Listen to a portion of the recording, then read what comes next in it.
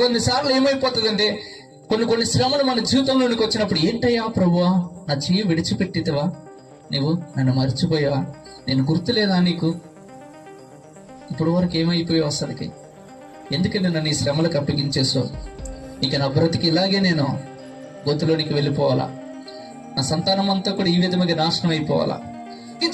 కానీ నిబంధన కలిగిన వారి యొక్క జీవితంలో జీవం అనేది సమృద్ధికి ఇవ్వబడింది. హల్లెలూయా. ఎలా గీయబడిందంట?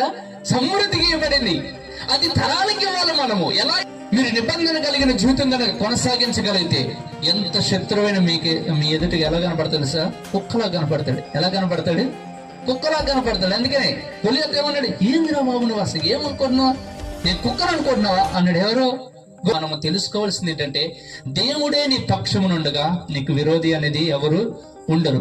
దేవుడే నీతో ఉండగా నీకు మించిన అధికము కలిగిన వాడు ఎవరు కూడా లేరు. ఏం చేస్తాడో తెలుసా? దావీదు యోనాతాను మధ్య నిబంధన జరుగు. రాజు కుమారుడు ఒకప్పుడు, ఎవరు? మెఫీబోషెతు. రాజు కుమారుడికి కుమారుడు, మంచి మార్గంలో బ్రతుకుతున్నవాడు, మంచి ప్లేస్ లో బ్రతుకుతున్నాడు. మా కీరి ఏంటో బ్రతుకుతున్నాడు, ఇప్పుడు వెళ్ళిపోయి భయంకరమైన వేదంలో బ్రతుకుతున్నాడు, కుంటికాలతో బ్రతుకుతున్నాడు. ఇలాంటి వ్యక్తిని తీసుకుని రావడానికి ఇప్పుడు ఈ వ్యక్తి కుంటివాడే, ఈ వ్యక్తి నాశనంలో ఉన్నవాడు, ఈ వ్యక్తి భయంకరమైన శ్రమలో ఉన్నాడు. కానీ ఈ వ్యక్తి ఎలాంటి వాడు అన్నది కాదు దావీదు చూస్తుంది ఇక్కడ. ఈ వ్యక్తి నిబంధనకు వారసుడా కాదా? హల్లెలూయా. నా మాట అర్థమైంది మీకు? ఇప్పుడు నీ జీవితంలో కూడా, నీ జీవితంలో భయంకరమైన శోధనలతో, ఇబ్బందులతో, రోగములతో, వ్యసనాలతో ఉన్నప్పటికీ కూడా నీవు కనుక నిబంధన కలిగిన జీవితంలోనికి వస్తే ఆయన నిన్ను ఎలా జ్ఞాపకం చేసుకుంటాడంటే నిబంధన బట్టి. హల్లెలూయా.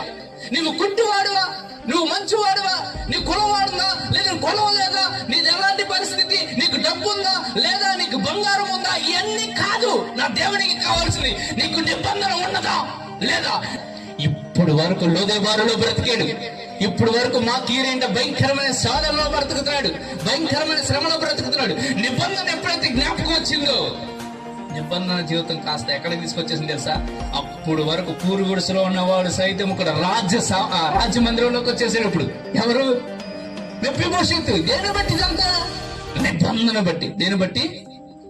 ఎప్పుడో చేసుకున్నాడు యోనాతాను, దావీదు నిబంధన చేసుకున్నది ఎప్పుడో. కానీ ఆ నిబంధన యొక్క ఫలితము తన కుమారుడిని విడిపించేసింది. నీకు భయపడని అవసరం లేదు. ఉపకారము చూపి